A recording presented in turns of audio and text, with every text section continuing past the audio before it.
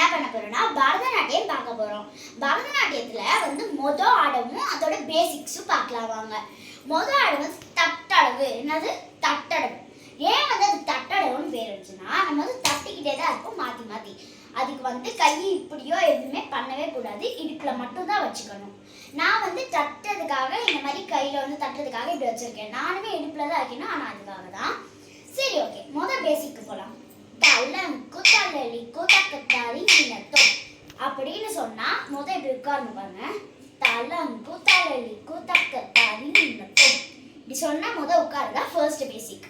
அதுக்கு அடுத்துதான் தட்ட ஆரம்பிக்கணும். இப்ப நான் சொல்ல ஆரம்பிக்கிறேன். Okay, 3, 2, 1 start. தலங்கு தலலிக்கு தக்கத்தாரி நினத்தோம் தையா தை தையா தை தையா தை தையா தை. Second speed. தையா தை தையா தை தையா தை தையா தை. Third speed. ரொம்ப ஸ்பீடா வரணும், பார்த்துக்கோங்க. 3, 2, 1 ஸ்டார்ட்.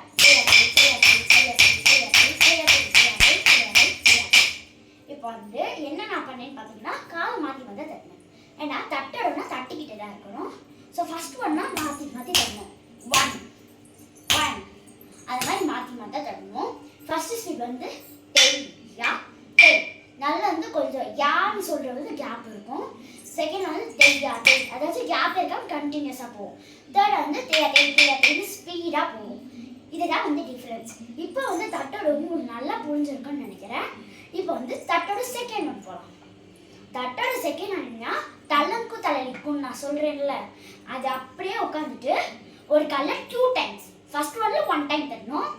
இப்போ செகண்ட் ஒன்ல 2 டைம்ஸ். ஓகே, பண்ணலாமா?